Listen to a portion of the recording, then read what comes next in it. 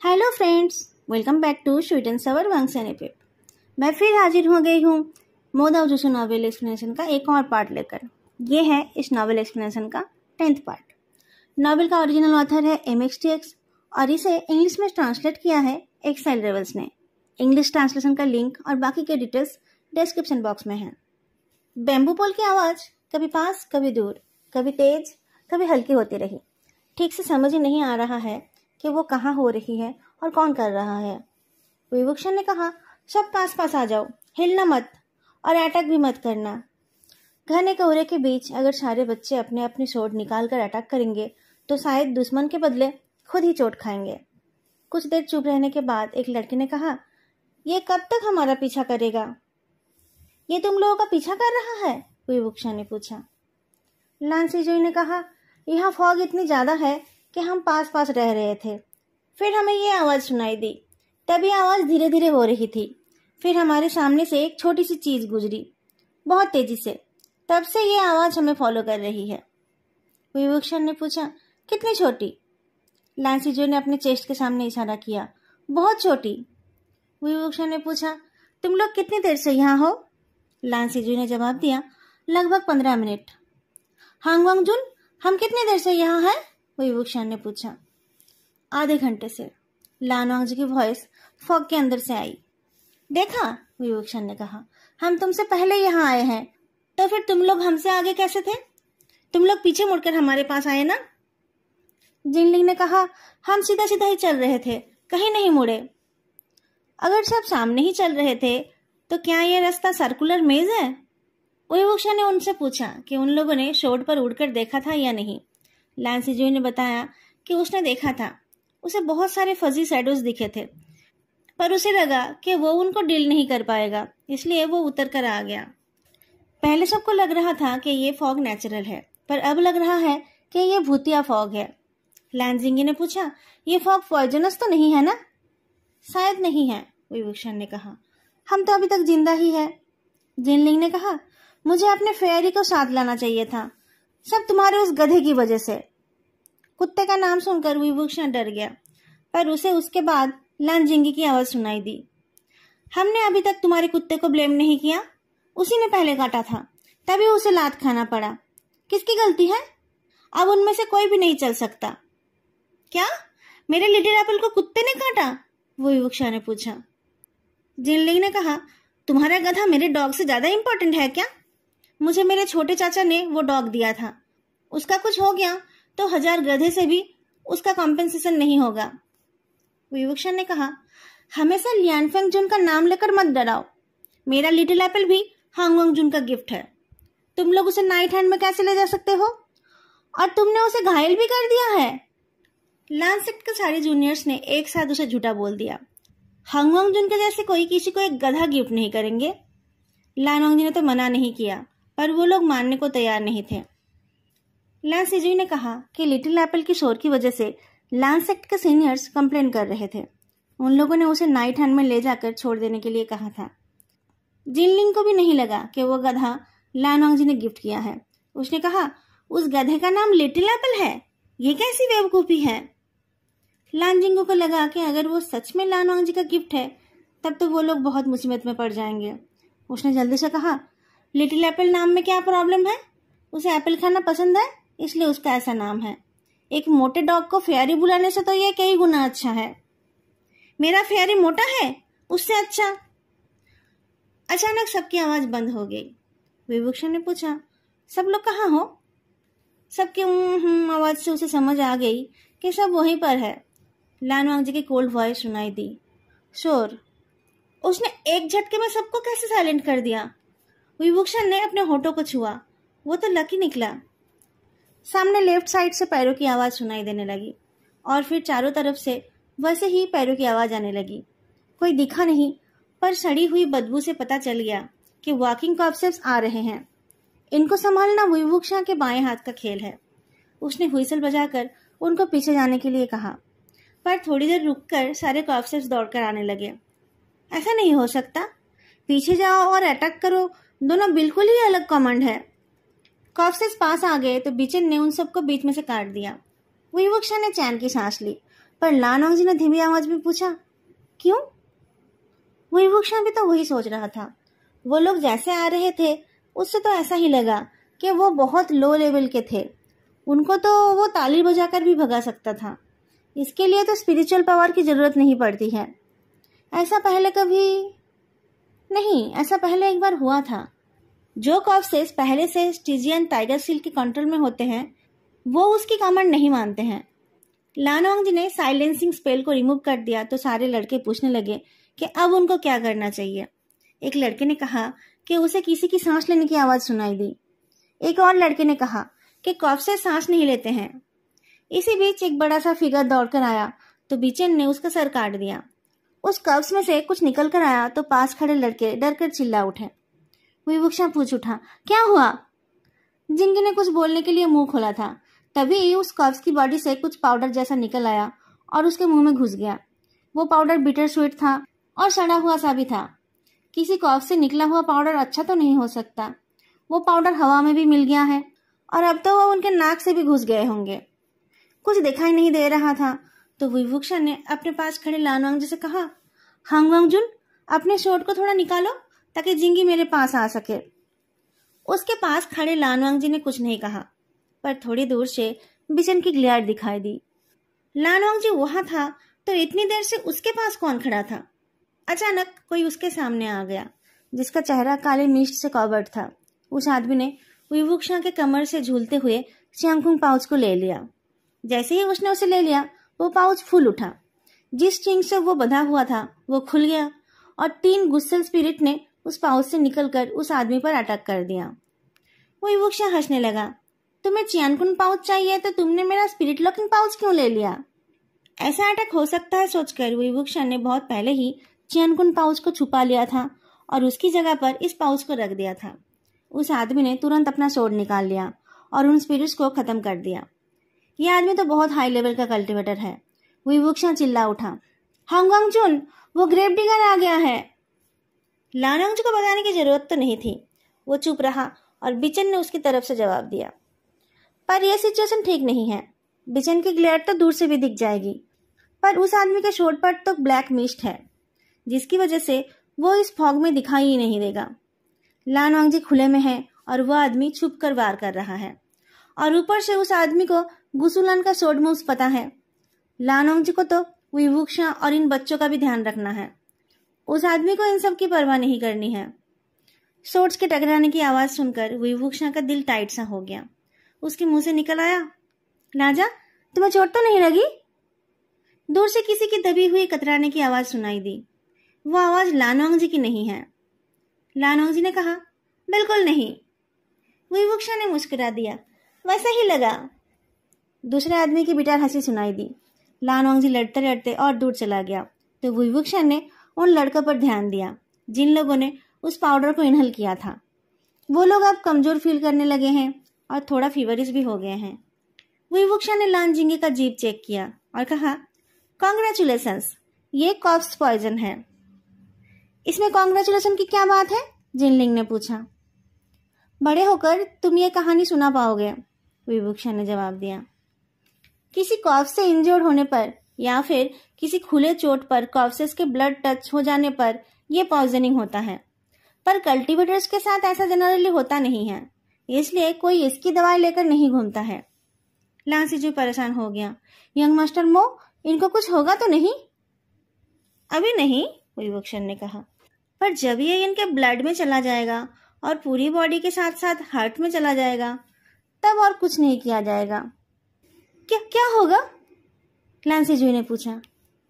विभूषण ने कहा, जो कॉर्प्सेस के साथ होता है वही होगा। लक अच्छा हो तो ऐसे ही सड़ जाओगे, नहीं तो लंबे बाल वाले ज़ॉम्बी बनकर जिंदगी भर कूदते रहोगे। ये बात सुनकर पॉइजन से अफेक्टेड लड़के डर गए। अगर तुम उसे ठीक करना चाहते हो तो तुम्हें मेरी बात माननी पड़ेगी, विभूषण ने कहा। मैं जो बोलूंगा वही करना पड़ेगा। ज्यादातर लड़के उसे नहीं जानते थे, पर उन लोगों ने उसे लानवांग जी को लांजा बुलाते हुए सुना और इस जगह पर उससे ज्यादा भरोसेमंद भी और कोई नहीं है। और वो ऐसे बात कर रहा है जैसे कि वो जानता है कि क्या करना है। लड़कों को उस पर भरोसा होने लगा था।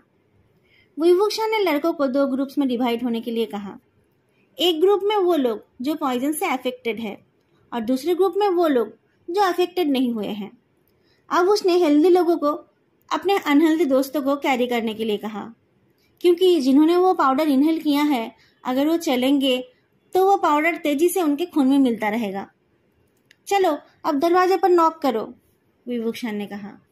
जिनलिंग ने पूछा, अगर घर के अंदर कोई ज्यादा डरावनी चीज छुपी हो? विवुक्षा ने जवाब दिया, अंदर इससे और क्या खराब होगा, और हमें इस पॉइजन को भी तो जल्दी क्योर करना है। बहुत सारे घरों में कोई नहीं था। उन घरों में ना घुसकर विवुक्षा ने ऐसा एक घर ढूंढने के लिए कहा जहां कोई है। 13-14 घर घूमने के बाद किसी ने दरवाजा थोड़ा खोलकर जवाब दिया। लांसीजो को हटाकर विवुक्षा खुद उस घर के ओनर से बात करने गया। उसने रेस्ट करने के लिए जगह मांगा तो अंदर से एक अजीब आवाज में जवाब आया कि वो दुकान रेस्ट करने के लिए नहीं है। विवुक्षा ने कहा, पर यहाँ किसी भी दुकान में कोई नहीं है, आप हमारी मदद नहीं करोगे? हम पे कर देंगे। जिनलिंग ने कहा, तुम्हारे पास पैसे कहाँ से आएंगे? मैं पहले से ही बोल देता हूँ कि मैं पैसे नहीं दूंगा। विवुक्षा ने उसके आंखों के सामने एक सुंदर सा पाउच हिलाया। देखो ये क्या है? लांसीजो शॉक्ड हो गया। तुम्हारी इतनी हिम्मत! ये हांगवांग जुन का है। उन लोगों की लड़ाई के बीच डोर थोड़ा और खुल गया और एक ग्रे हेयर्ड एक्सप्रेशनलेस लेडी का चेहरा दिखा। उस लेडी का पीठ झुका हुआ तो था, पर उसके चेहरे पर रिंकल्स या एज स्पॉट नहीं थे। वो डोर खोलकर साइड होने लगी। जिनलिंग ने व्हिस्पर किया, वो सच में हमें अंदर आने दे रही है? विवुक्षा ने भी व्हिस्पर किया, और क्या, मैंने अपना एक पैर डोर के अंदर कर दिया था। वो चाहकर भी डोर बंद नहीं कर पाती, उल्टा मैं डोर को तोड़ देता। पूरा का पूरा ये सिटी ही डरावना है और ये लेडी भी बहुत अजीब है। किसी का अंदर जाने का मन तो नहीं था, पर क्या करते। सब अपने अपने दोस्तों को उठाते हुए अंदर चले गए। वो लेडी कोल्डली उन्हें देखती रही। सब अंदर जाते ही उसने डोर बंद कर दिया। अंदर बिल्कुल अंधेरा हो गया। विवुक्षा ने लाइट के लिए पूछा तो उस लेडी ने कहा कि टेबल के ऊपर रखे लाइट को वो लोग खुद जला सकते हैं। सीजू टेबल के पास था। उसने देखा कि ऑयल लैंप के ऊपर बहुत धूल जमी हुई है। उसने एक फायर तलिस्मान निकालकर लैंप को जला दिया। लाइट जलते ही उसे बीच वाले रूम के अंदर बहुत सारे लोग दिखे जो आंखें फाड़कर उन्हें ही देखे जा रहे हैं। सीजू का हाथ लूज हो गया। विवुक्षा ने उसके हाथ से गिरते लैंप को बचा लिया। उस रूम के अंदर के वो सारे लोग असली लोग नहीं थे, वो बस पेपर से बने मैन्युकेंस थे। वो बिल्कुल असली जैसे लग रहे थे और उनकी साइज भी एक्चुअल इंसान के जैसी थी। आदमी, औरत और बच्चे सब थे और उनके कपड़े भी बहुत बारीकी से बनाई गई थी और उनके गालों पर ब्लश भी लगाया गया था। बस उनके आंखों में प्यूपिल नहीं थे। दूसरे एक टेबल पर बहुत सारे कैंडल्स थे। विवुक्षा ने उन्हें भी जला दिया तो रूम के दोनों साइड में पेपर गोल्ड, घोस्ट मनी और भी बहुत कुछ दिखे। कल्टीवेशन वर्ल्ड में ये सब नहीं होता है, ये सब कॉमन इंसान करते हैं।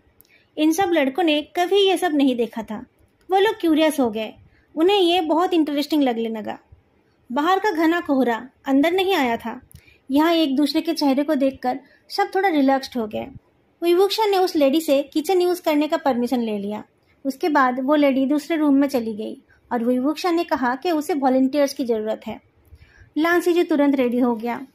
जिंगी एक स्टिक की तरह खड़ा था। उसने पूछा, और मैं क्या करूं? विवुक्षा ने कहा, वैसे ही खड़े रहो, जब तक मैं ना बोलूं तुम हिलना मत। सिजुई विवुक्षा के साथ किचन में गया तो वहां उसे इतनी तेज बदबू आई कि उसका सर चकराने लगा। जिनलिंग भी किचन में घुस नहीं पाया। उनको क्योर ना करके यहाँ क्या कर रहे हो तुम?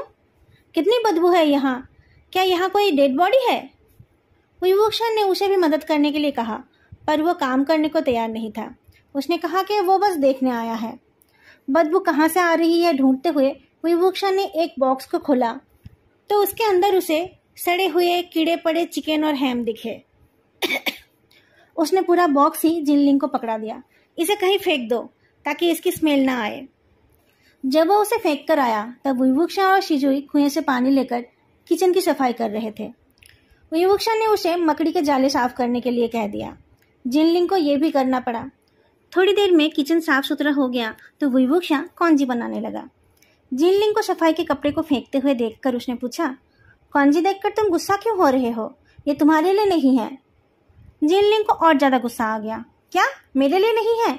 मैंने इतनी मेहनत की और मुझे ही नहीं मिलेगी? लान सिजुई ने पूछा, क्या कॉन्जी ही उस पॉइजन की मेडिसिन है? कॉन्जी नहीं, विवुक्षण ने कहा, यह ग्लूटेनियस राइस ही पॉइजन का क्योर है। अगर कॉफ से नोच देते हैं या काट देते हैं तो ग्लूटेनियस राइस लगाने से पॉइजन नहीं फैलता है। दर्द बहुत होता है पर यह बहुत अच्छा काम करता है। अब जब यह पॉइजन इनकी बॉडी के अंदर गई है तो हम इन लोगों को राइस कॉन्जी खिलाकर ही ठीक कर पाएंगे। अच्छा, सिजुई बोल उठा, इसलिए हमें ऐसे घर में आना था जहाँ कोई रहता है, तभी हमें किचन और राइस मिल पाता। पता नहीं ये राइस कब से पड़ा है, जिनलिंग ने कहा। क्या ये खाने लायक है? ये किचन तो पता नहीं कब से यूज नहीं हुआ होगा।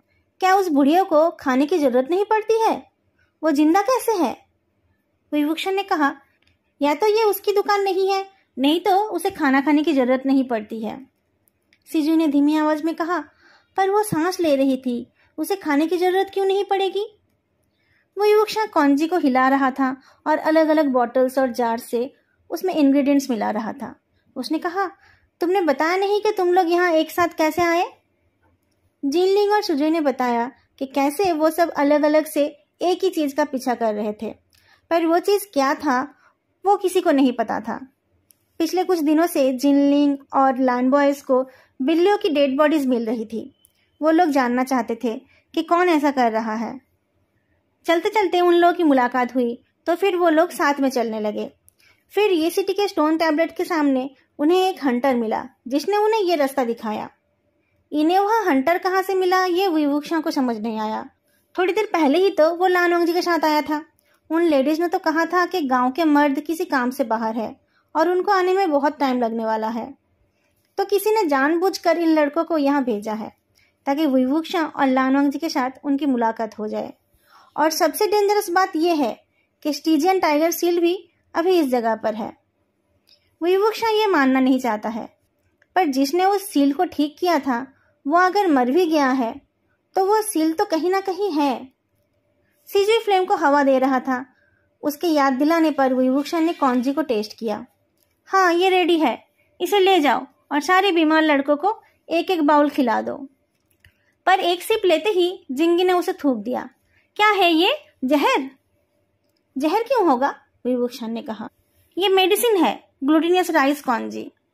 लान जिंगी ने कहा, मुझे नहीं पता कि ग्लूटेनियस राइस इसका क्योर है या नहीं, पर मैंने ऐसी तीखी कॉन्जी पहले कभी नहीं खाई।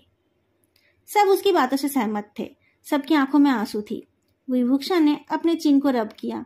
वो तो उनमें में बड़ा हुआ है, वहां सब तीखा खाना ही खाते हैं, पर वो तो उनसे भी ज्यादा तीखा खाता था। जब भी वो खाना बनाने जाता था जियांगचैंग गुस्से से गाली देने लगता था, पर फिर भी पता नहीं क्यों वो अपने आप को और मसाला डालने से रोक नहीं पाता था। चेक करने के लिए सिजुई ने एक सिप पिया तो उसका चेहरा भी लाल हो गया।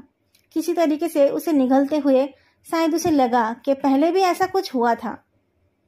मेडिसिन ऐसे ही होते हैं, विवुक्षण ने कहा। इस तीखेपन से जहर तुम्हारे पसीने से भी निकल जाएगा।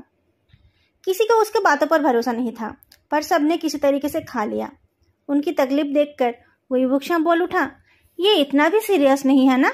हंग वांगजुन भी तो गुस्सू से है, वो तो बहुत तीखा खा लेते हैं। तुम लोग ऐसे क्यों हो? नहीं सीनियर, सिजू ने अपने माउथ को कवर करते हुए कहा।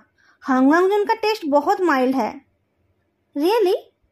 विवुक्षण सोचने लगा, पर उसे तो उसकी पिछली जिंदगी का वो दिन याद है जब यिलिंग में रहते हुए एक बार लान वांगजी से उसकी मुलाकात हुई थी। उस टाइम भी सब उसके खिलाफ थे, पर तब भी सब उसकी जान के पीछे नहीं पड़े थे। उस टाइम उसने लान वांगजी को साथ डिनर करने के लिए कहा था। लान वांगजी ने जो जो ऑर्डर किया था सब में सिचुअन पेपर भरा हुआ था, इसलिए उसे लगा कि लान वांगजी को भी उसके जितना ही तीखा पसंद है। पर अब जब वह उस बात को याद कर रहा है तब उसे ये याद नहीं आ रहा है कि उस दिन लान वांगजी ने अपना चॉपस्टिक उठाया था या नहीं।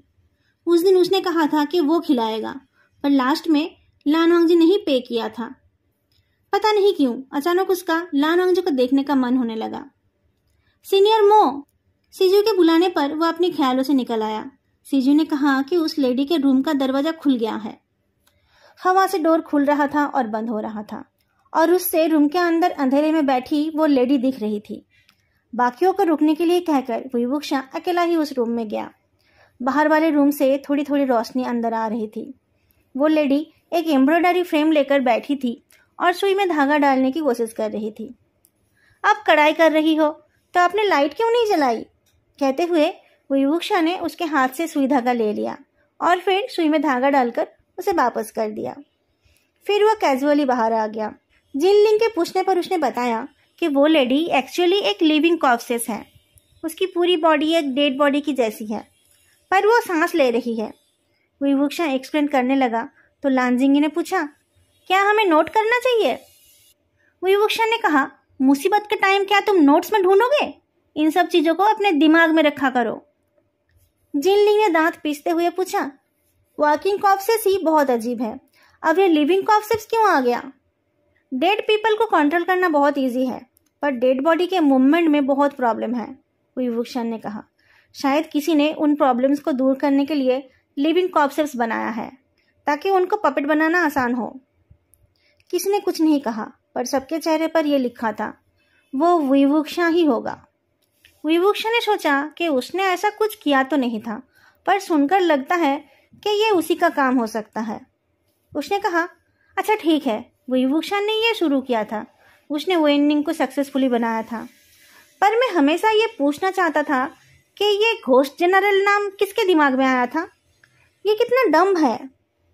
एनीवे, और भी बहुत लोगों ने उसकी नकल करने की कोशिश की, पर वो लोग उसके जैसा कर नहीं पाए तो उन लोगों ने गलत तरीका अपना लिया और जिंदा लोगों को ही लिविंग कॉर्प्सेस में बदल दिया। ये एक फेल्ड इमिटेशन है। जिनलिंग ने कहा, वोइंग ने खुद गलत तरीका अपनाया था। हाँ, और जिन लोगों ने ये लिविंग कॉर्प्सेस बनाया है वो लोग सबसे ज्यादा गलत है, विवुक्षा ने कहा। इस लेडी को तो शायद पता भी नहीं है कि वो भी एक कॉर्प्सेस है। उन्हें अभी डिस्टर्ब करने की जरूरत नहीं है। अचानक उन्हें फिर से उस बम्बू पोल की ठोकने की आवाज सुनाई दी। वो आवाज खिड़की के पास से आ रही थी। उस आवाज को सुनते ही सारे लड़के डर गए। उन्हें चुप रहने के लिए बोलकर विवुक्षा खिड़की के पास गया। खिड़की ब्लैक वुडन बोर्ड से कवर्ड थी। उन बोर्ड्स के बीच के एक पतले से गैप से उसने बाहर देखा। बाहर उसे बस सफेद एरिया दिखा। उसे लगा कि शायद बाहर का फॉग ही इतना गहरा है, पर अचानक वो व्हाइटनेस पीछे हो गया और उसे पता चला कि वो फॉग नहीं है बल्कि किसी के प्यूपिललेस आंखें हैं। लड़कों को डर था कि बाहर देखने से विवुक्षा के साथ कुछ गलत होगा। उसे आह करते हुए सुनते ही उनके दिल की धड़कनें रुक गई। क्या हुआ? विवुक्षा ने बहुत धीमी आवाज में कहा, चुप रहो, मैं देख रहा हूं। जिनलिंग ने और भी धीमी आवाज में पूछा, तो क्या देखा तुमने? बाहर क्या है? विवुक्षा ने देखना बंद नहीं किया। उफ, ये बहुत ही ज्यादा अमेजिंग है। उसकी बात सुनकर और उसके चेहरे का एक्सप्रेशन देखकर सबके दिल का डर चला गया। सब जानना चाहते थे कि बाहर क्या है। सब वो देखना चाहते थे। बहुत बार बोलने के बाद विवुक्षा ने देखना तो बंद किया, पर उसे देखकर लग रहा था कि वह उसे देखते ही रहना चाहता है। उसे हटाकर जिनलिंग देखने गया, पर उसे कुछ भी नहीं दिखा। बाहर तब तक अंधेरा हो गया था, ज्यादा दूर तक ऐसे भी नहीं दिख रहा था। कोई प्रीटी चीज ना देखकर उसे लगा कि उसकी बातों से वो चीज चली गई है। वो हाल छोड़ने ही वाला था कि अचानक उसकी आंखों के सामने एक छोटी सी फिगर आ गई। वो चीखने जा रहा था, पर किसी तरीके से अपने आप को रोक लिया और वैसे ही बाहर देखता रहा। जब वो थोड़ा ठीक फील करने लगा, तब जाकर उसने अपनी नजर हटाई। विवुक्षा डोर के ऊपर ठेस लगाकर खड़ा था। उसने मुस्कुराकर पूछा, है ना वो बहुत सुंदर? जिनलिंग समझ गया था कि वो उनके साथ मजाक कर रहा है। उसने कहा, हाँ ठीक ठाक है, इतना भी कुछ खास नहीं। उसने धोखा खाया था। वो कैसे किसी और को धोखा दिए बगैर रह जाता? उसके हट जाने पर सिजुई देखने गया, पर उसने इन दोनों की तरह नाटक नहीं की। उसका एक्सप्रेशन देखकर किसी और ने देखने की हिम्मत नहीं की। जिनलिंग ने कहा, हम ऐसी सिचुएशन में हैं और तुम्हें अभी भी मजाक सूझ रहा है। तुमने भी तो मेरा साथ दिया ना, विवुक्षा ने कहा। अपने मामा के जैसे बात मत किया करो। सिजुई, क्या वो डरावना था? सिजुई ने कहा, हाँ। अच्छा है, विवुक्षा ने कहा। ये तुम्हारे कल्टीवेशन के लिए एक अच्छी अपॉर्चुनिटी है। घोस्ट डरावने क्यों होते हैं? क्योंकि जब कोई डर जाता है तब उसका कॉन्शसनेस कम हो जाता है। भूत भी आसानी से उनकी यंग एनर्जी को सोख लेते हैं। पर जो लोग नहीं डरते भूत उनका कुछ नहीं कर पाते, वो उल्टा उन्हीं से डर जाते हैं। इसलिए सबसे पहले तुम्हें ब्रेव बनना है। लन जिंगी खुश था कि वो बाहर देखने जाने की हालत में नहीं था। उसने कहा, डरपोक बनना या फिर साहसी बनना, ये तो पैदाइशी है ना, इसमें हम क्या कर सकते हैं? ऐसा किसने कहा? विभूषण ने पूछा। जब तुम पैदा हुए थे तब तुम्हें सोट पर चढ़कर उड़ना आता था? ये तो बार बार प्रैक्टिस करके ही सीखा जाता है ना। वैसे ही बार बार डरते डरते ही डर पर काबू किया जा सकता है। आउट हाउस में कितनी बदबू होती है, पर अगर तुम 1 महीने तक उसमें रह जाओगे तब तुम वहां बैठकर भी खाना खा पाओगे। उसकी यह बात किसी को ठीक नहीं लगी। विभूषण ने कहा, यह तो मैंने ऐसे ही एग्जाम्पल के लिए कह दिया। मैं भी कभी आउट हाउस में नहीं रुका, पर बाहर जो है उसे तुम देख सकते हो और देखकर जितने कम टाइम में हो सके उसकी कमजोरी को ढूंढ निकालो। समझ आया तुम लोगों को? सबको मेरी गाइडेंस पाने का मौका नहीं मिलता है। सब लाइन में लगकर एक एक करके देखते जाओ। हमें यह करना ही पड़ेगा? हाँ कर लो, विभूषण ने कहा। जिनलिंग और शिजुई ने ऑलरेडी देख लिया है, अब जिंगी तुम आ जाओ। जिंगी ने कहा कि वो पॉइजन से अफेक्टेड है, वो कैसे चलकर जाएगा? पर विभूषण ने उसे चेक कर कर बताया कि वो ठीक हो गया है, अब वो कुछ भी कर सकता है। जिंगी को देखने जाना ही पड़ा। वो डर रहा है देखकर विभूषण ने कहा, डर क्यों रहे हो? मैं हूं ना यहाँ पर। वो तुम्हें खा नहीं जाएगा और वो अंदर भी नहीं आ पाएगा।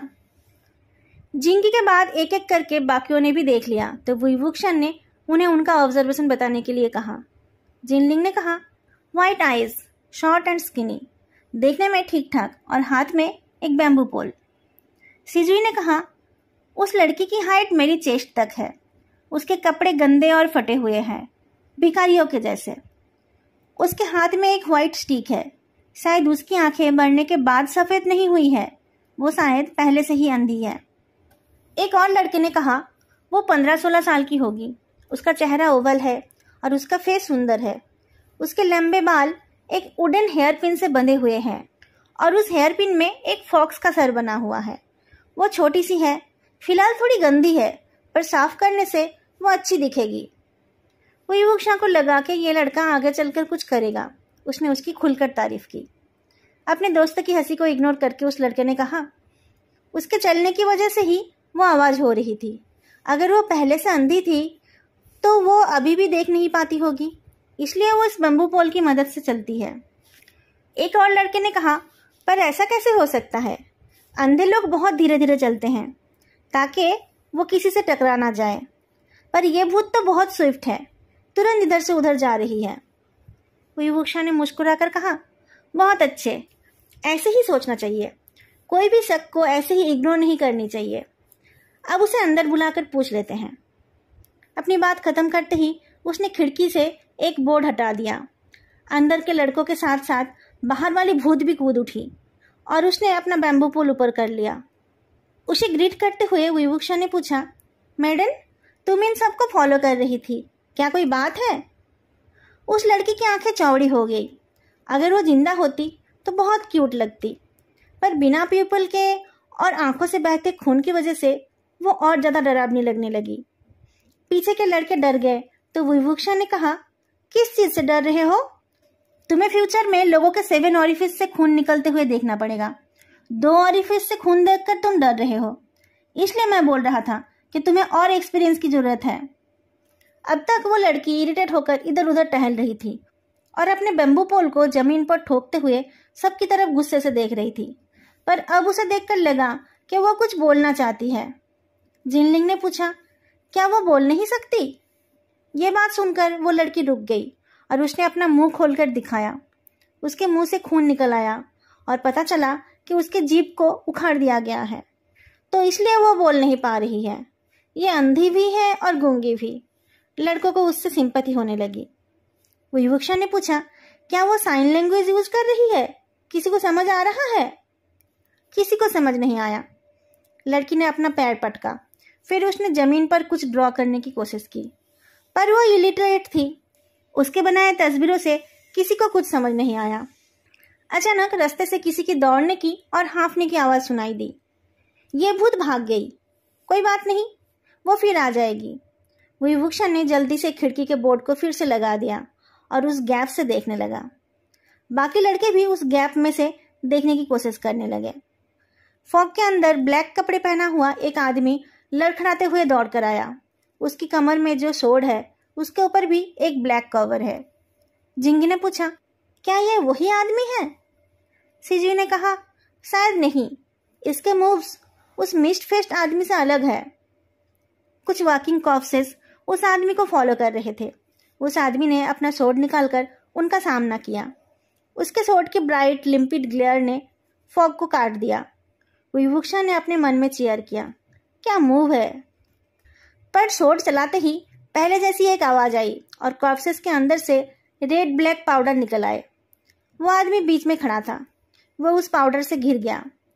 सीजी शॉक होकर बोल उठा, सीनियर मो, हम उस आदमी को। और भी कुछ कॉर्प्सेस आ गए। उनमें से भी कॉर्प्सेस पाउडर निकल आए, फिर और कॉर्प्सेस। वो आदमी अपना बैलेंस खोने लगा। विभूषण ने कहा, हमें उसकी मदद करनी पड़ेगी। कैसे करोगे? जिनलिंग ने पूछा। चारों तरफ कॉर्प्सेस पाउडर उड़ रहा है। थोड़ा सोचते हुए विभूषण अंदर वाले रूम में जाता है। 2 फीमेल मैन्युक्विन्स के सामने जाकर वो बोलता है, ये दोनों कैसे रहेंगे? वो 2 पुतलियां जैसे 2 जुड़वा बहनें हैं। उनका सब कुछ सेम है। उनके double Burns, red year rings, gold bracelets और एम्ब्रॉयडर्ड शूज देखकर लग रहा है जैसे कि वो किसी अमीर घर की 2 नौकरानियां हैं। विभूषण ने एक लड़के के शोट से अपने अंगूठे को थोड़ा काटकर खून से उन दोनों मैन्युक्विन्स के चेहरे पर 2-2 आंखें बना दिया, पीपल के साथ। फिर थोड़ा पीछे होकर एक मंत्र जप करके उसने 2 सोल्स को समन किया। एक ठंडी हवा का झोंका आ गया और उन 2 पुतलों में जान आ गई। लड़के कांप उठे और वो दोनों पुतले ही करके हंसने लगी। इसे समनिंग ऑफ पेंटेड आईज कहते हैं। वो दोनों ऐसे ही हंसे जा रही थी। विभूषण ने हल्का सा बाव करके बाहर की तरफ इशारा किया, उस जिंदा इंसान को अंदर ले आओ, उसे छोड़कर बाकी सबको खत्म कर दो। दोनों सैल्यूट करके निकल गए और उसके बाद उन लड़कों ने कुछ और अनोखा एक्सपीरियंस किया। वो पुतलियां पेपर की थी, पर वो अपने हाथ को और अपने स्लीव्स को ऐसे यूज कर रही थी जैसे कि वो कोई तेज तलवार हो। सबका सफाया करते हुए उन दोनों की फ्लर्टी हंसी नहीं रुकी।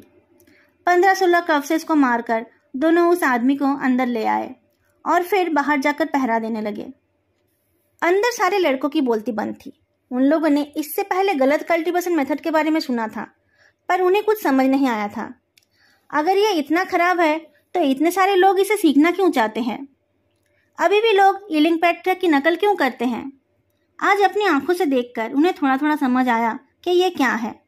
उनके चेहरे पर कोई रिपल्सन नहीं था, बल्कि नया कुछ देखने का एक्साइटमेंट था। सिर्फ जिनलिंग ही खुश नहीं था। सीजी उस आदमी की मदद करने जा रहा था, पर विभूषण ने सबको दूर रहने के लिए कहा। ये जहर टच से भी फैल सकता है। उस आदमी की हालत बहुत खराब थी। वह अपने मुंह को कवर करके खांसने लगा ताकि उसकी खांसी से वो पाउडर किसी और के पास ना चला जाए। फिर लो टायर्ड वॉइस में उसने पूछा, कौन हो तुम लोग? उस आदमी के आंखों के ऊपर व्हाइट बैंडेजेस लगे हुए हैं। शायद वो आदमी अंधा है, पर वो आदमी हैंडसम है और यंग भी। उसे देखकर किसी को भी सिंपैथी होने लगेगी। पिछले कुछ दिनों से विभूषण को इतने सारे ब्लाइंड लोगों के बारे में क्यों पता चल रहा है? जिनलिंग ने अचानक सबको सावधान करते हुए कहा कि किसी को पता नहीं है कि वो आदमी कौन है। वो दोस्त भी हो सकता है और दुश्मन भी। उसकी बातों से वो अजनबी नाराज नहीं हुआ, बल्कि उसने कहा, आपने ठीक कहा यंग मास्टर, मुझे यहाँ से चले जाना चाहिए। जिनलिंग ने ऐसा जवाब एक्सपेक्ट नहीं किया था। उसने कुछ और नहीं कहा, पर शिजुई ने कहा कि किसी मरते हुए की मदद ना करना उनके सेक्ट के रूल के खिलाफ है। जिनलिंग अपनी बात से हिलना नहीं चाहता था। जिंगी उसे कुछ बोलने लगा, पर तभी उसकी नज़र उस अजनबी के सोड के ऊपर पड़ी। जिस काले कपड़े से वो सोड कवर्ड था, वो हटकर उस सोड की बॉडी दिखने लगी है, जिसे देखकर उसकी बोलती बंद हो गई। बहुत ही ज़्यादा स्किल के साथ उस सोड को बनाया गया है। उसका कवर ब्रोंज के कलर का है, जिसमें स्नोफ्लेक्स के जैसे पैटर्न की कटिंग है और उन कटिंग्स में से सोड चमक रहा है। ऐसा लग रहा है जैसे कि सिल्वर कलर के स्नोफ्लेक्स चमक रहे हैं। वो सोड अद्भुत सुंदर है। जिंगी कुछ बोलने जा रहा है देखकर विभूषण ने उसके मुंह को कवर कर दिया। अगर वो आदमी नहीं चाहता है कि कोई उसके सोड को पहचान ले, तो उन्हें भी ऐसा दिखाना चाहिए कि उन्हें कुछ नहीं दिखा। उसने अपने होठों के सामने उंगली रखकर बाकी लड़कों को भी चुप रहने के लिए कहा। जिनलिंग ने टेबल के धूल के ऊपर लिख दिया, स्वांगहुआ। वुईवुक्शा ने होठ हिलाकर पूछा, सियाओ सिंगचन का सोर्ड स्वांगहुआ? सबने गर्दन हिलाकर हाँ कहा। इन लड़कों ने कभी सियाओ सिंगचन को नहीं देखा, पर उसका सोर्ड बहुत ही अनोखा है। वो जितना स्ट्रांग है उतना ही खूबसूरत है। सोर्ड्स के बारे में जितने भी बुक्स या कैटलॉग्स अवेलेबल है, सब में इसकी तस्वीर है, इसलिए सब इस सोर्ड को पहचानते हैं। यह इंसान ब्लाइंड भी है, तो क्या यह सियाओ सिंगचन है? एक लड़का शायद यह कॉन्फर्म करना चाहता था कि सच में उस अजनबी के आंखें हैं या नहीं, पर बैंडेज में टच होते ही वह अजनबी कतरा उठा। उस लड़के ने भी माफी मांग ली। उस आदमी ने अपना बायां हाथ उठा लिया, जिसमें उसने एक पतली सी ग्लव्स पहन रखी थी, पर वह खुद भी अपने आंखों को टच नहीं कर पाया। उसके माथे पर पसीना आ गया। उसने कांपती हुई वॉइस में कहा, कोई बात नहीं। उसका बिहेवियर देखकर अब सब लगभग श्योर हो गए कि वो सियाओ सिंगचन है, जो इतने सालों से गायब था। सियाओ सिंगचन को पता नहीं था कि उसकी आइडेंटिटी रिवील हो गई है। उसने अपना हाथ बढ़ाया तो वुईवुक्शा ने उसके सोर्ड को कपड़े से कवर कर दिया। अपना सोर्ड हाथ में लेकर सियाओ सिंगचन ने कहा, थैंक्स, मुझे अभी चलना चाहिए। वुईवुक्शा ने कहा, मत जाइए, आप कॉर्पसेस पॉइजन के शिकार हो। क्या यह बहुत ज्यादा है? सियाओ सिंगचन ने पूछा। अगर ज्यादा है तो मेरे जीने की कोई उम्मीद नहीं है। ऐसा है तो मैं मरने से पहले कुछ और कॉर्पसेस को खत्म कर सकता हूँ। उसका सेल्फलेसनेस देखकर लड़कों का खून गर्म हो गया। जिंगी ने कहा, किसने कहा कि उम्मीद नहीं है? यह आपको ठीक कर देगा। कौन, मैं? वुईवुक्शा ने पूछा। वो बता नहीं पाया कि जितना पाउडर सियाओ सिंगचन की बॉडी में गया है, उसको वो कौनजी ठीक नहीं कर पाएगी। सियाओ सिंगचन ने कहा, मैंने बहुत कॉर्पसेस मार दिया है, पर ये खत्म ही नहीं हो रहे हैं। वो लोग मुझे फॉलो कर रहे हैं। अगर मैं यहाँ रह गया तो इस जगह पर हजारों कॉर्पसेस आ जाएंगे। वुईवुक्शा ने पूछा, क्या आपको पता है कि ई सिटी का ये हाल क्यों है? मुझे नहीं पता, सियाओ सिंगचन ने कहा। मैं तो बस इधर उधर घूमते हुए यहाँ आ गया। इन कॉर्पसेस को मारो तो पॉइजन फैल रहा है, और ना मारो तो वो अटैक कर रहे हैं। इनको संभालना बहुत मुश्किल है। आप लोग जितनी जल्दी हो सके यहाँ से चले जाओ। उसकी बात खत्म होते ही बाहर खड़ी दोनों पुतलियां पहले से भी ज्यादा जोर से हंसने लगी। दोस्तों, आज का ये पार्ट मैं यहीं पर ख़त्म कर रही हूँ। आप लोगों को आज का ये पार्ट कैसा लगा बताना मत भूलना। फिर मिलेंगे अगले वीडियो में। तब तक के लिए बाय।